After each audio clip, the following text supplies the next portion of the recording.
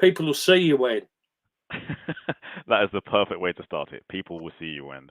Good afternoon, everybody. My name is Del Rodriguez. This is Flabonga Monthtothacube, and with me today I've got Dr. Five Notes, aka Jim Wolf, and unbeknownst to her, possibly Wendy. Hey, Wendy, how's it going? Say hello to, I know, I'm going now. say hello to Linky, Wendy. Hello, Linky. Did Wendy know she was going to be No, on a live stream? Wendy doesn't really do social. She's like the lurker. You know, she goes on, she spies people and all that. She'll never comment or do anything. Ah, in that case, Wendy, thank you for the exclusive. This is your debut, right? Thank you for joining us. I took her to a networking meeting with Melanie and Julie's creatives group. We went along. I took her along to that, and she had to do lots of, I don't know, find yourself exercises. You know what it's like. You know what those things are like. You know, you have to sit in a circle, don't you, and do stuff. Yeah, icebreakers and your personality profile, all that kind of fun stuff. Yeah, that's it. Yeah, it's all good. Yeah, it's great. It's a good day out though. Really good. Lovely crowd. Lovely crowd. She only went for the fish and chips. Wait, they did fish and chips? I'd go to networking for that. Yeah. Oh, it was a posh hotel in, where is it? Marlow. It's obviously a rich networking group, you know what I mean? All hoity-toity, weren't they? I don't know how I got in. Someone left the gate open. I've been there. Thank you for joining me today, by the way. It's been a while since our initial live stream. I want to say it's been at least over a year, right? Yeah, coming up to 2, I think. Wow. Sorry, I should have had you back on sooner. My apologies. It's all right. I felt a little bit rejected, but I've lived with it. You felt rejected? Yeah, well, you know, no one calls, do they? You know, no one says, "Oh, you know, doctor, would you like to come on my thing?" And I just sit here twiddling knobs. Well, it's all right. I don't mind twiddling knobs. I will tell you the same thing I tell you, my 4-year-old daughter. Your tears will only make me stronger. Toughen up, Buttercup. Cool, you're hard, aren't you? Is there just you two on there? Is it? No, well, that knows the whole of the universe are watching. Well, Wendy, you'll be pleased to know there's only like 7 people that watch this. And your husband's one of them, so he's on it, so he's not watching it. So there's only like 6 people watching it. Yeah. You know what I mean? There's like... You're not famous, Wendy. She wants to be an influencer. She thought she'd become an influencer. I mean, there are ways and means of doing this. TikTok, Instagram, the other one. That other shall one. Not be named. That other one. The other one. It's that must be, what's his name? The rocket bloke that gives money to political parties. Is that Twitter? No, I was talking about the other one. What's the other one? OnlyFans. What? Did you hear that? No. I said OnlyFans. Oh, that! Oh, blimey! Oh, you should have said your favourite site, Jim. I don't know what he's talking about then. Wendy don't know what that is either. Well, Wendy, you don't need to know what it is. Or Grindr. You know what Grindr is, do you, Wendy? Now, I've actually been on Grindr. Not by choice. Not by choice. So, the year was 2009. Grindr was new. And I don't know why, but my friends and I were at the pub and someone said, "Hey, let's set up a Grindr account." And they put my friend Jack's face on it because he's shockingly handsome. And they put my number on it. So the messages that I got were filthsome. Absolutely filthsome. And I had to text these people saying, like, "I'm really sorry. Some idiot friend thought this was a prank. I know it's not cool. It's a waste of your time. Not interested, sorry." The amount of duck pics I received as well was ridiculous. I've never seen so many ducks in my life. Are you still on it? But have interest? No. This was well over 15 years ago, so no. Well, yeah, but you could renew your acquaintance, I suppose. Also, it's not my cup of tea. No, of course it isn't. Far too respectful for something like that. Well, no. I mean, there's no difference between Grindr and Hinge or what's that one? Of course, yeah, and it's all these kind of hookup type sites. Yeah. Well, it's what it is. All right. So I got to ask you some of the questions I put on the post. Yeah, well, should we be serious? Well, the first one is, why does your music upset cats? Why does music upset cats? It's on your profile. You say that you make music that upsets cats. Because it sounds all whiny and squeaky and like that. And you do that intentionally? It don't make no sense. Well, that's all I can do. That's the only sounds that come out of the machines. I mean, I don't know what I'm doing. I just twiddle, and then just all this stuff comes out. False humility does not suit you, sir. You know what you're doing. So what is it about this? Well, what is it about this genre of music that you like so much? Because it's kind of like trance. Is that how you could? No, that was a project I did with Martin. No, I mean, right, okay. So the music. I mean, I work across quite a bit because I do it for businesses and stuff like that as well. So, you know, and sound effects and all of that. But the music I enjoy making myself is I'd classify it as down tempo, ambient, and quite dark. So it's very experimental. It might have lazy beats going on behind it. It will be a bit, you know, a bit different. For the uneducated, what's a lazy beat? It'll be quite slow. It'll be off a beat. So for instance, on the groove, yeah, if you hit a groove straight on, dum dum dum. Well, if you want to make something lazy, you go behind the beat a bit. Yeah, that sort of thing. So it's trying to get a bit more chill, and the drums tend to be. I mean, sometimes they'll be quite lo-fi, so I'll run them through a sampler that's, you know, really quite low in resolution, if that makes sense, and then stuff gets laid on top of it, like voices or odd synths or things like that. Cool. I have to ask you a serious business question because this is linked in serious business things. You haven't always been Dr. Five Notes. No, you have run another business prior to this. Yeah, I still do. What inspired you to start your initial business? Oh, right. Okay. So my background was corporate. Yeah, I was in corporate sales. I was sort of worked up the greasy pole, became a sales manager for a major tobacco business. The tobacco market was going down there. New guy came in, took the axe to it. I mean, I survived the first axe, but then completely got disillusioned with corporate life, became a rebel without a cause, really. Didn't take long before they constructively dismissed me under redundancy. That was fair. It was only right to do, you know. And then after that, to be honest with you, Dale, I was a little bit at sea. And then what happened was, I was sort of sitting at home, not really knowing what to do. And this was in the early days of the internet. And all of a sudden, I came across this thing by a company called City 2000. And basically, this was in the days of dial-up. And what this company were doing, they were making these like showcase websites. It was a bit like a network marketing type of thing. And they sold you a franchise, yeah? And you went out to local businesses, want a website, mate, 200 quid. And they put out their own big server and off they went. And I was going to sign up, and then a guy said to me, "Well, why don't you do it yourself?" And I thought, "Well, yeah, why don't I?" So then I set a business up with. I was telling you about the guy earlier on off camera. And we set that business up together, which was a copy of City 2000. That business didn't last because we were young, naive, and stupid. Although the business did go on to be extremely successful, but I walked away from it because it wouldn't do me any good. And then I basically went back into just doing blue collar work, which is how I started, you know, as a warehouse boy, because I came out of school with no qualifications, and because my headspace was in no, and I went back in just working at warehouse at Sainsbury's and that blue collar work, which I actually completely loved, and it sorted my head out a bit. But it got to the point where I realised that, you know, I wasn't getting any younger, and it was like, well, do I do this forever, or do I have another go at it? And my lovely Wendy, who's always backed me on everything, she could see I was a bit disillusioned, and she said, "Well, look, why don't let's have another go." And we'd had this idea for this business, or rather, Wendy had this idea, nothing to do with me, all her genius.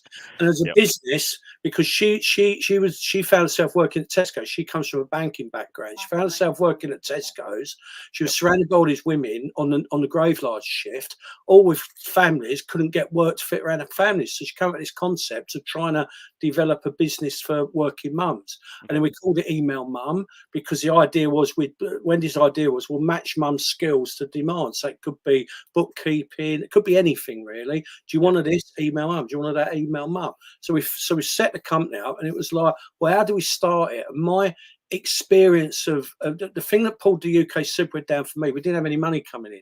And if you're starting a business up for the first time and you ain't got no money, that is really, really hard. Yep. So what we decided to do this time, Wendy actually gave her job. I stayed in my employment, so we had money coming in. She went out and we started building the business while I was working in the, so we built it from there. And we started with home cleaning because, as Wendy said, she said, that's something I know. I can go out and do that. I know how to do it. That will set the business, get us going, get some money coming in. We never moved past home cleaning. You know, there was a demand for it. Then we started taking staff on, and 20 years later, we're still doing it. So, yeah. And what's the name of your cleaning business? Oh, it's Email Mum. I still call Email Mum. Okay, cool. Yeah. Still, yeah, we kept the name. It's nowhere near the size it was. I mean, with COVID was a weird one because that, you know, obviously that hit us a bit. We lost a few staff. Coming out of COVID, it was horrendous, and it's still quite hard to employ at that level. It's really hard to get staff, particularly out this way. So we weren't able to ever bounce back to the pre-COVID levels, but it sort of suits us because now what we've got, it's a much smaller business, doesn't make a lot of money, but we don't put anything into it. We've got a really good team of girls. They know exactly what they're doing. Got someone that virtually runs it for us now. So we just sit back and just, you know, do the books and sign the checks, really. I just realised you're actually quite ahead of your time because there is now a demand for things like Email Mum. There are a few businesses out there that say, look, there are qualified part-time mums who, for whatever reason, have got to look after their kids, but they're highly qualified and highly skilled, but they can't do 40, 60-hour weeks. Do you want to hire someone for half a day or a couple of hours? And there are forums out there or businesses out there that do that. So well ahead of your time. Well, I think, you know, if looking back now, the mistake we made with it is we didn't actually follow Wendy's real vision. We should have done that. We allowed ourselves to get sidetracked into just doing that. You know, the thing is, when you're running a cleaning housekeeping business, you're employing staff. It's very labour intensive. So you've got lots of hand-on management. You've got that, and the margins aren't brilliant because, you know, it's one person making all your money. So it was a very hands-on business in the early days to grow it. And we just got sucked into it, and we never ever, you know, took the time to move. Right, how are we going to do what we really want to do here? We just never got around to it. And looking back now, that was a mistake because you're right. I mean, Wendy's vision was ahead of its time, and particularly now, you know, with social and the way things are. Working from home as well, that's more. Absolutely, if we'd have structured it correctly. You know, back in the day, we'd have been ideally placed now. But que sera, sera, it is what it is. I mean, it's given us a decent life, you know. So okay, so I'm going to take it off the business and back to the personal. In your studio / office, I can see a black cat on the wall. Now, I think I know what that's for, but if you could explain to the people who don't know. Yeah, what's right. So that's Scared Cat Music. Scared Cat Music is what I call it, digital audio distribution. So what it actually is, and we still ain't got around to launching it yet. We're very near. We've been working on this longer than they've been painting the Forth Bridge. But what Scared Cat Music is, it's a music subscription site. It's a little bit left field. Yeah, it's almost my counter answer to all of the big music subscription sites and the AI sites, which are all very much the same. It's incredibly low cost. We're asked like 30 quid per annum membership, but the library, the actual library itself, is a lot smaller because it's all been made by me. You know, it's all completely made by me. And that's Scared Cat. That is Scared Cat Music. So that's what that's all about. But I mean, we think we might actually launch it next month. I mean, please do.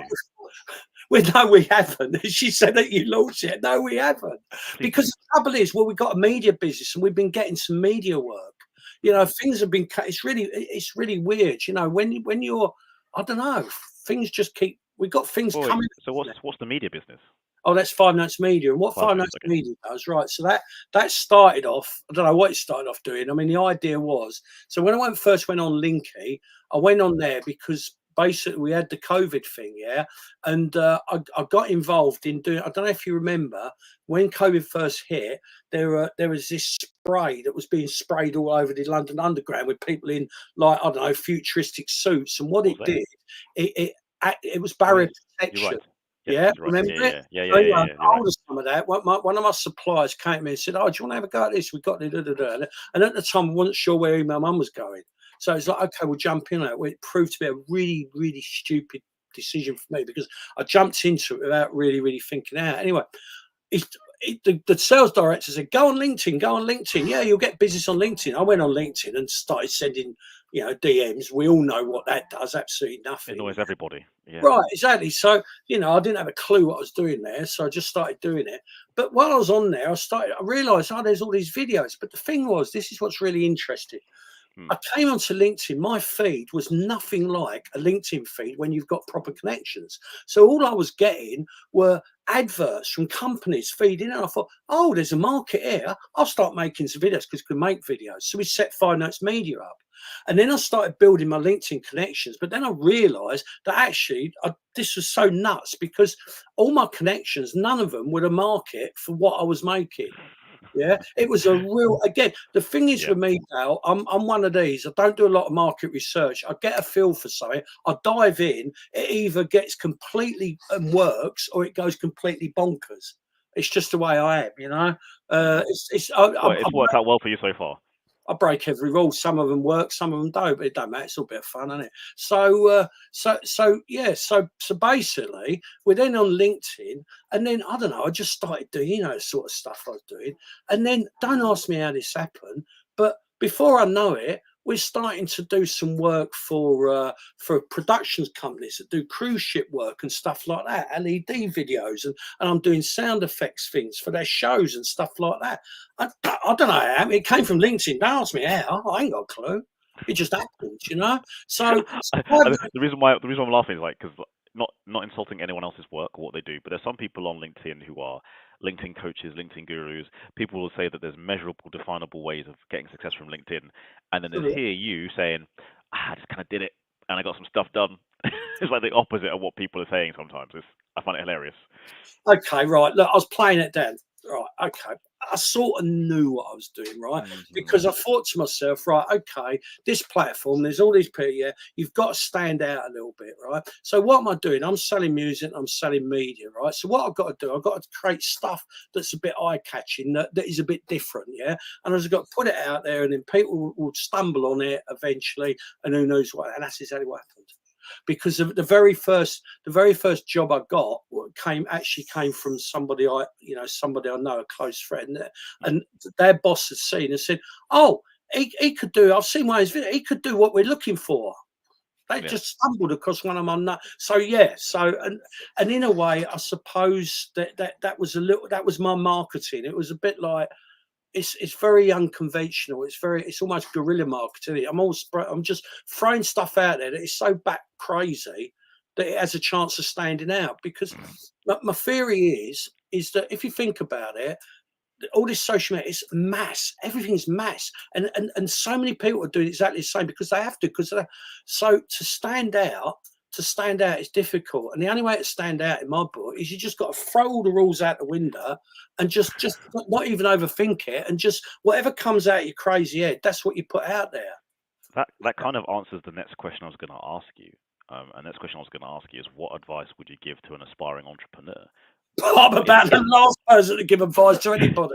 Well, you say that, right? I know you're a humble guy, but ultimately you have had several successful businesses, so that you must be doing something right. Like, do you know what I mean? Like, people always say, follow the successful people. You are, by any measurable metric, personal or professional, a successful person. So asking you would make sense. So I'm asking you. Okay, I'll give you a serious answer. Right. The first thing to understand, if you want to start business up yourself, the biggest single issue you're going to face is lack of cash. Lack of cash. What lack of cash does, it twists your head. It makes you make the wrong decisions. It makes you panic. It makes you compromise on your values, right? So you've got to address that. Now, the best way of addressing that is side hustling, or doing something.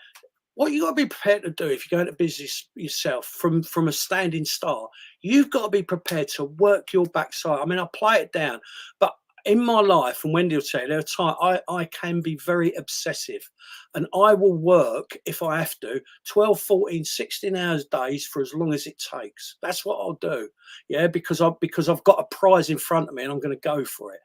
And that's what it takes, because, a lot of people.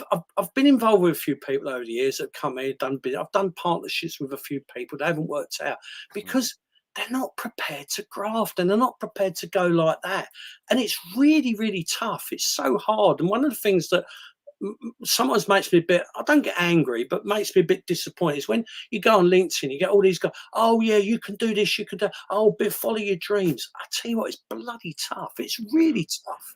You know, I mean, I've had times, and Wendy will tell you, where I'm thinking, how can I buy the kids Christmas presents?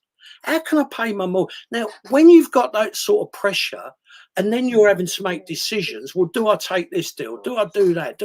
It ain't easy. So my first business, I walked away from my first business because I couldn't handle the pressure. I couldn't handle the pressure because there was no money coming in. When we did Email Mum, I didn't jump ship until we'd been going a year and a half before we had clients in place, before we had some cash flow coming in. Yeah. So we could look at it before we had, and when I jumped ship, I made sure I had a lot of money behind me. What do you mean by jump ship? Sorry. Well, I was working in a job, right? So we started Email Mum. Wendy ran the business. We started employing staff. I was still working in a job. What I was doing, I was working a job. I was working in a place on shifts. I was working night shifts. I'd go home, get up in the morning, and then I'd come home and go out and do cleaning. That's what I mean about having to really, not sweat the box. You really have, yeah. And then it was boom, bang, bang, boom, boom, boom, and then eventually the business has got some form to it. It's got some cash. It's got some substance, right? Then I'll jump ship. But when I jumped ship, also I took early retirement, so I had a bit of money. So I made sure I had enough money to back me, you know, because we were then losing my income, and the business still didn't have enough to pay everything we needed. Yeah, but the important thing about that process is what it allowed us to do the second time round was think everything through correctly. Don't rush stuff. Don't jump into something. Don't do a dodgy deal. Don't, you know, someone phoned you up and said, oh, I can give you this great marketing deal. You know, look, I've been there, I've done it, and I bet people do it all the time. They're desperate. You know, oh, I can get you so many followers on LinkedIn. Yeah, sign on the line. Give me a check for 500 quid. Bang. Without any thought, because you're so damn screwed in your head because you're worrying where your next penny's coming from. I made that mistake myself. I'm not going to lie. It's hard. Everyone, we've all, you know, I've been there. And, you know, the biggest thing, I get people now asking me, and every time someone comes along, well, give me some advice. Right, here's the advice. Here's the advice, you know. And, you know, advice, man. Thank you. It's all right. You're not really funny. Well, no, I get it. It's like, because, all right, you and I, pretty jovial guys, but when I ask you a serious question, you give some serious advice. And not everyone does that. So I appreciate it. Thank you. Well, I've made a lot of mistakes and I've learned a lot, you know, and I try and help people, you know, not make the same stuff because it's hard, you know, make a mistake, you know. And the other thing I always say to people when I say, well, what do you advise me about going to be? I say, well, do you really want to? You know, the thing is as well, you know, sometimes, look, work can be horrible and people can find themselves in positions where they don't enjoy their work. We've all been and stuff like that. Yep. And then, of course, it's almost like I want to get out of this. But there's a lot to be said for gainful employment. There is a lot, you know, so for knowing that your paycheck's coming in each week. And I sometimes say to people, well, before you jump ship about going off on your own, have you thought about maybe changing your job? Because that might be your answer. You know, it's the other thing is, sorry to rabbit, or even changing the place of work. Like, I'm not advocating people jumping businesses, but sometimes the culture of the company you're in and the role you're doing, if you do the same role elsewhere, you enjoy what you're doing more. It's insane. And the other thing, again, you know, something's changed big style. You know, from when I was a kid, not many people went into business because it was harder anyway. But there's been this shift where, you know, and I think it's driven by social media. Oh, go into business, become your and sometimes I think it blinds people. Oh, this is what I've got to do. And it all sounds lovely because I was the same, you know, before I did it for the first time. Oh, I want to have my own company. I want to do that. Oh, it's great. Yeah, I'll be free. I'll be this. Actually, sometimes it's exactly the opposite, you know. So there you go. But I don't want to put anyone off because if you pull it off, it is the best, most fantastic feeling in the world because it's the only way you can truly control your own destiny in your working environment. It is the only way. If you have put people off, then maybe it's a good thing. Maybe it is. If I put anyone off, they needed to be put off. That's what I'll say to that. Yeah, that was my thought process. If they just heard you say that and go, actually, it's not for me, then you've done someone a favor. Absolutely. So thank you for that. All right, switching it back to music stuff. Like last time we spoke, your studio was smaller, had less stuff in it. Yeah, it's only little. It's got more stuff on it, and I'm not gonna lie, I am distracted by the moving lights. Oh right, yeah. There's like a pad. That pad. What's going on there? What's happening? Well, that's like a screensaver. If I press screensaver. Yeah. So what that is, that's a hardware sequencer. So basically, that's the heart and run, because they're all like analog and separate sims. So that all that stuff is when I do it outside of the computer. Yeah. So what that does, because I'm not a musician. I'm not like Michael from Creative. What's his name's Martin's group, yeah. Martin, he's a proper, Creative Collective. Yeah, he does all sort of sympathy stuff, and he knows what he's doing, right? I ain't got a clue, yeah. So what I do, I use machines to do it all for me. So yeah, so that's what that is, yeah. I've been doing the music for a client this morning, so that's why it's all turned on. Oh, cool. What kind of music is it? Oh, it was sort of cheesy stuff. I mean, I can't do cheesy stuff. Right? It was like all that sort of stuff. Ba ba da da da da. All lifty sort of, major A in A major, because A major is really bright and pretty. It's very happy. It's meant to be motivational. It's for some executives, and they'll be watching this presentation. They wouldn't go like that, so it's got to be that. All right. Have you ever done a project, music-wise, that you have completely lost passion for it or regret saying yes to? Don't have to name it, but then it must have happened at one point. Right, that's a really, really good question. It's got me thinking, because I've never had something I've lost passion for, because for me it's all about the completion of the task. And I mean, there will be times with some of them where I have to rein myself in a bit, because my natural tendency is to get really left field and experimental. But there isn't room for that in some music. If a client wants it in a certain way, I can't put the stuff in that scares cats, can I? I've got to put something. So it's more about reining myself in. But in a way, Dale, I actually enjoy it, because it's a different challenge for me. What it's doing is putting me in a very structured type of box and format, and it's good for me creatively, because it trains me. Because again, my weakness when I'm being creative is I'm like that all over the place. And I can go off on tangents, and I can disappear up my own backside, right? And to learn the discipline in creativity of saying, right, there's a client brief, you've got to stick with it. Yeah, you may not like it. I mean, the thing I'm doing now, it's not sort of music I'd ever make. Yeah, and I was joking to him this morning. I said, I phoned him up. I said, hey, listen to this. Can you hear the cheese? Can you smell the cheese? It's coming at you, isn't it? And then like, what the hell are we doing here?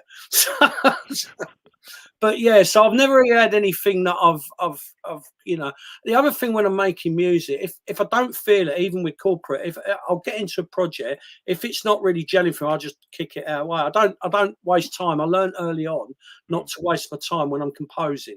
If I'm a little way into it and I'm not feeling it, just forget about it. Find something else. Yeah. All right. Fair enough. I'm pondering what question I should ask you now. Yeah, I bet you are. So many questions. Some nice, some not so nice. Oh, whatever, mate. I'll answer. You know me, I'll answer anything. You will answer anything. It's fantastic. Yeah. I'm very open. Sometimes too open. Again, I'm asking you similar questions that you've already answered, but I kind of want to narrow it down, so I'm going to ask them a different way. How do you build a business to the point where you can explore your hobbies? Because I know Dr. Five Notes isn't a hobby, it's actually a business. But presumably you can only do it because you built your previous business. Yep. So right. How do you get it to that point? It's all about, right, for me, this is what it's all about. It's all about trust and empowerment, right? It's all about what you do. It's about getting the right people around you, trust them, making sure that the basic training is in place. So what you're trying to achieve, you're trying to get them to the point where they can carry out their role with minimal supervision. They know where the boundaries are. They know exactly what to do. Because me as a worker, be myself, right? I prefer to work when I'm empowered. I prefer to work when I can bring myself into it. I hate being bossy. Now, my style of leadership doesn't work for everybody, because if I employ somebody that needs a real tight boss, it don't work. It don't fit our business model, yeah. And they don't tend to stick around, to be honest with you. So it's understanding. It depends what your business. But if you're right, so I'm in a business that's driven by people, right? So the first thing is to understand people, understand how they tick, what they do, what you're looking for from them, understand how to manage them properly, yeah. The sort of stuff I use, and I don't understand why more people don't do it. I can't get it. I use a lot of praise-based motivation. I'll tell people when they're doing a good job. If they're not, I'll coach them, because you have to. But and that's so lacking. It always has been. I mean, I've worked with companies where they never said a bloody word to you, going every day. Not once has the boss come out and said, "Oh, thanks for that, mate." And do you know what? And they come up with all these bonuses, all these performance related, this, that, and the others, right? I'll tell you what, 3 simple words: you're doing great, actually can buy you so much more than a bonus. It really can. Yeah. So that's and then once you've got that, then what you're aiming to do, you're aiming to create what I call a self-empowered team. And we also put something called personal responsibility at the heart of our leadership style. So we cut right. So with our housekeepers, it's their responsibility to deliver the service, right? It's your responsibility. If you've got something in your way, then come and talk to us about it. But other than that, just get on and do it. Yeah. So what you're doing, your action, again, this doesn't work with some people, but if you think about it, you're treating them like real adults. You're saying, right, you've now got the responsibility. We're going to help and support and coach you, and we're going to give you everything in it, and we're going to treat you with respect, because you are a professional, so you deserve that respect. But in return, the deal is you go out and act like a professional, act like a proper mature adult, and go and do your job. And the one thing that I can't bear is, because I'm fluffy and warm and nice, but I do have another side to me, which I can tell. Not many people see, but I bring it out when I have to, because you have to. And I won't tolerate people that take the mickey and waste time. I just won't tolerate it, and the reason I won't tolerate it is because if I get someone in my existing business, right, I've got 30 professional housekeepers. They are the best in the business now. They really are. Aren't they, Wendy? Yeah. Oh no, we ain't got 30 now. We lost count. We used to have, yeah. But they are really. So if someone comes into that team and they lower the standards, well, sorry, that's unfair on your colleagues.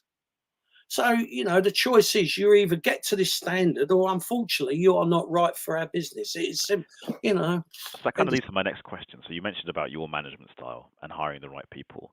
Have you ever hired the wrong people? Yeah. Do you know what caused you to make that decision? Yeah, I know exactly what caused it. So when did you answer that? When did you chuckle? That sounds good. Yeah. Okay. So when you're running Wendy, do you want to join us? Do you want to answer that question?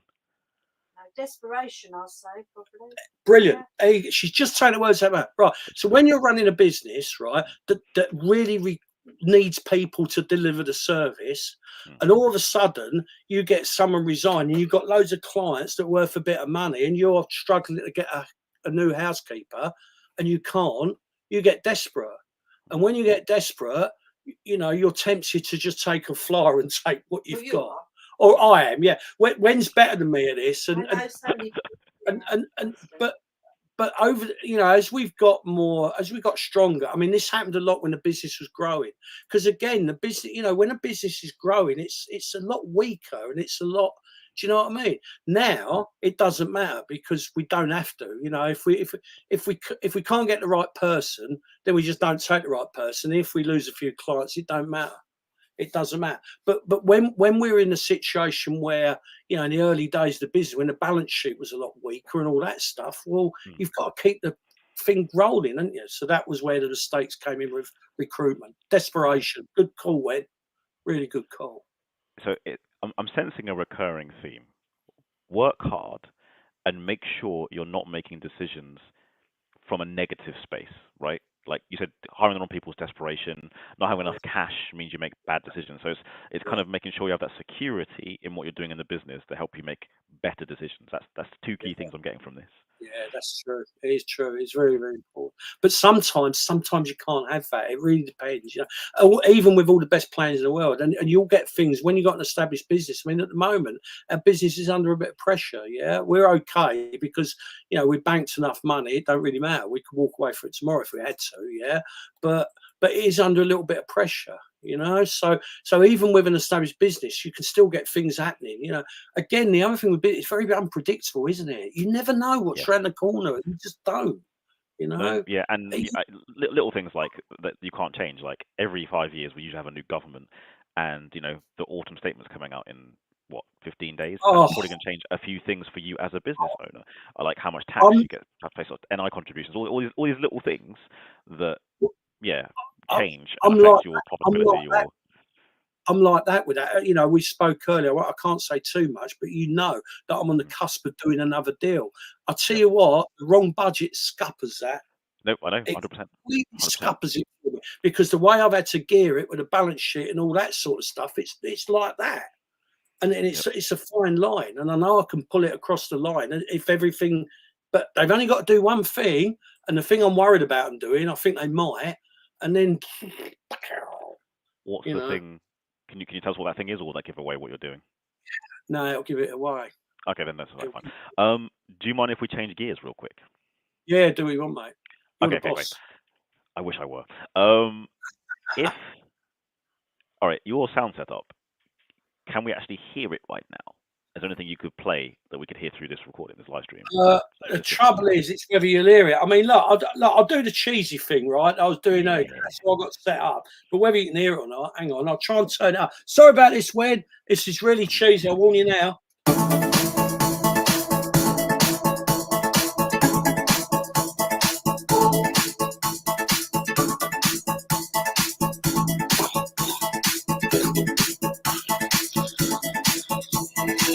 Welcome to the December 2024 conference. This is your host. I can't hear you. What? What are you saying? Shut up. Hang on, wait a minute. Got the bit coming in, the really bad bit. It's really raw, this. Hang on. Right, that's enough. Oh, my God. I don't know if you could hear me, but I started doing a voiceover. I was like, this is the December 2024 conference for blah, blah, blah. And this is your host, blah, blah, blah. We hope you have a great day today. It's going to be a great corporate experience. We love you as our employees. That's what it sounded like. That's it. That's it. And that's exactly what that music's for. That's exactly it. Yeah. And I mean, okay, that is really raw. What you heard there was the actual basic. It's the basic thing. So stuff's got to go. Stuff's got to cut, you know. Yeah, See, even though, and the crazy thing is, I could probably get away with what I'd call a simple production and just boom, because they're not really going to listen to it. That's right. But I can't do that. You know, I'll have to craft that as a track. If I can't, it won't get out of my studio until it's crafted as a track. It just won't. Okay, again, another one for the layman's. Can you break down the crafting of a track? Because I know what you mean. There's basic levels of production. There's high levels of production. What do you mean? Can you kind of talk us through your process? Yeah, okay. So I'll talk you through this one. So with this one I approached it a bit differently because I asked the client to send me. I'm going to do a video on this, by the way. I've been videoing it. I'm going to put my link. Some people might be interested. So basically, they sent me an example. I said, well, what do you want? They sent me something. So I took this track in and I did something I've never done before. I took a stem separator and I broke it all down. Then I could like hear some of the individual components. And then what I did, I used that as a reference. I thought, oh, right, so I'm going to do drum. Again, for the uninitiated, what's a stem? Right, okay. So a stem is one. So a mix of music will have bass, guitar, drums, keyboards, vocal. When you split stems out, you split all those out into separate components. When I make a track, I'll have one channel for drums. Oh, it's more complicated, but let's keep it simple. One channel for drums, one channel for the bass, one channel for the rhythm line, one channel for the melody or the lead line, perhaps some pads, and then some voices if voices are needed. So that's basically it. And what you do, you put that into a big mix, and that's what people hear, right? But the technology now, there's been advances in technology, and what they've got is something called stem separation. So you can take any piece of music, you can separate it back out again. Yep. Yeah. And I just for the hell of it, I thought, oh, I'm going to do it this way. So I've never done anything like that, and then I'm going to just to see where it takes me. Did it take me anywhere? It might have done. I don't know. But yeah. So to make a track, it depends what it is I'm making. So with that one, bye, Wendy. See you, Wendy. Yeah, thanks for joining us. Bye, LinkedIn. Bye, LinkedIn. Have fun. Yeah. Everyone's a coach. Remember that. So that's what she said. She reckons that everyone's a coach on LinkedIn. She said everyone's a coach, and they've all been on a journey. That's what she says. That's what. Wendy's awesome. Like, would she ever be up for just talking to me one-on-one as well? I feel like that'd be amazing as well. You know what? She might. She'd be fantastic. She really would. I can tell she's someone who speaks her mind. She's brutally honest, but really kind. She's really, really kind. She's actually incredibly perceptive, intelligent, and she's very humble. But the reality is, our business wouldn't have been anywhere without Wendy. I mean, I'm the mouthy guy. She's the one that steers it, to be honest with you. So, Sorry, I interrupted you. You talked about stem separation. And that's going back to a track. So it really depends. I don't start from a predefined point when I make a track. What I'll tend to do is I'll in fact, unless I'm doing something for all, so I'm making my own stuff, right? Yep. This is what I'll do.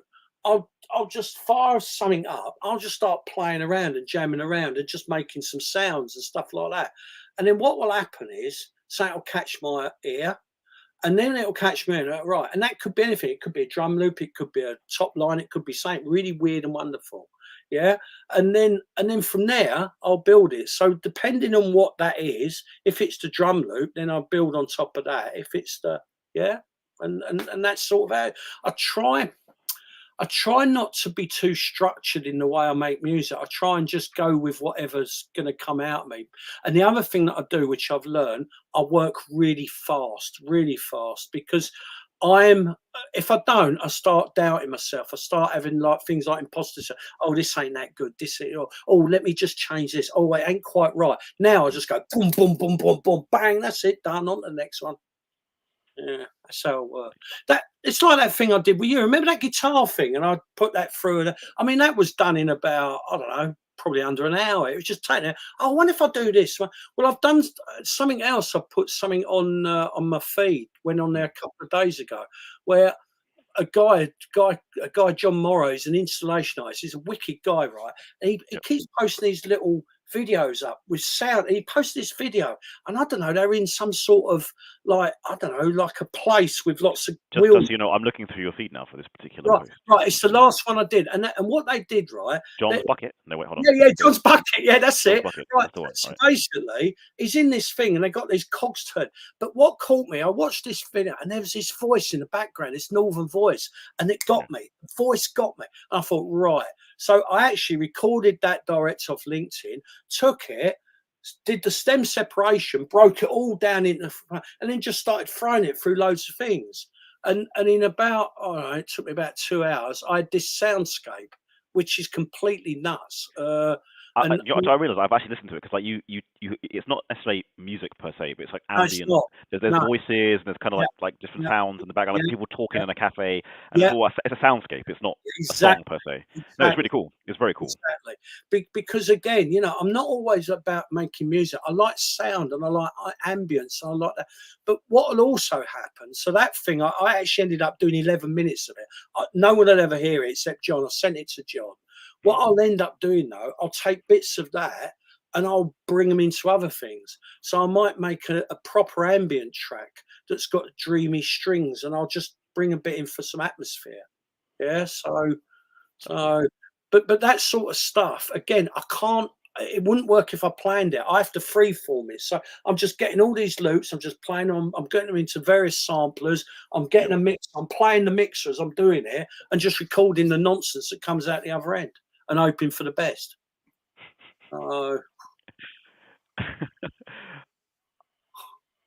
It's nuts, isn't it? It's completely bonkers, isn't it? All of it, really. Nah, I love it, man. I like your energy. I like your style. I like the way you do things. Well, you know what? I mean, here's the thing. So, like most of us on this planet, when I was younger, I was full of doubts. I didn't have a confidence. Didn't think. I mean, I had no real formal education. As a kid, I was told I was thick. I used to write poetry. One day, the teacher said, "Oh, you copied that." It destroyed me, and I stopped writing poetry. Absolutely devastated me as a kid, and I went into a shell. And I was, and I spent so many years of my life, questioning myself and this, that, and the other. And then over a period of time, I don't know, started getting that monkey off my back, and it gradually came. And it's like the music. I mean, I've been making this music for years and years and years. I mean, okay, I used to do live gigs, back in the day, and then after that, I was just doing it. I never thought of playing it to anybody because it ain't that good. Well, it probably wasn't, to be honest here, but and then all of a sudden, but I don't know, it's really weird. It's like this journey. Oh, I've been on a journey, yeah. Yeah. And all of a sudden, you just, I don't know, what happened. It's interesting you say that because, like, I was watching an interview with a comedian called Matt Rife, and he was on the Saturday Night Live show with Jimmy Fallon, right? And I don't know if you know him. Matt Rife is relatively young. He's like 26, 27, and in the last 3 years, his career's exploded, right? But he was saying that in an interview, he started comedy when he was 15. So people say like, "Oh, your success has exploded." It's like, well, no, it did explode, but from 15 to 23, he didn't see success as people would measure it. Like people didn't know who he was. He was playing clubs to like 30, 40 people. Like, so when you say that, you're like, it's not. It doesn't just happen. Like you said, you've been making music for years. It may not have been that great at the beginning, and only now, where you've been doing it for a long time and consistently doing it, it's gotten better, and you're now getting contracts and all that kind of stuff. Yeah, it's nuts. And I never set out to do that. I never thought that would ever happen with it. It was only ever, the reason I started doing it in the first place was I got really fed up with corporate life. Because I'm a bit of a water mitty character and I'll create things in my head, I decided I wanted to be a techno musician at 40. I'd never played an instrument. I brought a sample and an Atari ST and then thought, I'll go out gigging, I'm going to become a techno musician, which is completely nuts. I had a young family. I was about to lose me and everything. It's me all over. That's why I started it, but then it didn't happen because it was never going to happen. I did a few gigs and that, but then just went back in and just started. I stopped doing it for a while. I only got back into it when, how many years ago? Well, I had a break of a good few years, and then went back into it. It was when Email Mum was starting to really form properly, and I was, because I was quite driven. And I thought, I need, and Wendy was saying to me, you've got to come off the pace, Jim. Oh, you're in it too much. You're in it all the time. You've got to have some space. And she was right, And I thought, I know what I'll do. I'll get my old gear out from up in the loft and start up again and just do a bit and then it just went from there, really. So it cost me a bloody fortune, isn't it? I've been much richer if I'd not done it. Hey, wait, those are tangible assets that in theory will increase in value. Yeah. Well, actually, you know what? They're business assets because that, my media company uses them, and they're actually all purchased for the business. They're not, and they are actually all used. I mean, I'm very, very. In fact, I never actually make music now just for myself because every single thing I make is used in some shape or form commercially. It really is. So, So yeah. Jim, it's been almost an hour, wow. And it flies by. Honestly, I could talk to you for years. I like the way you talk. I like the way your mind works. I like the insights you bring people. I like how you switch between serious and jokey. Just like, I love it. But unfortunately, I've got to eat some lunch. Yeah. So before we sign off, first of all, thank you for doing this. Much appreciated. My pleasure. I'll ask you the question I asked you last time at the end. Do you have a nugget, a bombshell, or some kind of wisdom you want to impart? Go. Nugget, a bombshell, or wisdom? Nah, I don't. I've probably expressed everything that's sort of what we've been talking. I mean, I don't know. I don't. I mean, I want to say something. Something stupid like enjoy life, but the reality is there are a lot of people that unfortunately don't get the yeah, okay, this is it, right. If you find yourself, I find myself in a position where I've been blessed, right? I've been blessed. I live in a country where, okay, we've got all sorts of things, but but basically, I've done all okay, even when, and I think, and because of that, I'm really, really, really grateful for that. And I think, that's all I'd say. You know, if you've been lucky, and I've certainly been lucky, just be grateful for that. You know, because you know it is a blessing. There's no doubt about it. Thanks, man.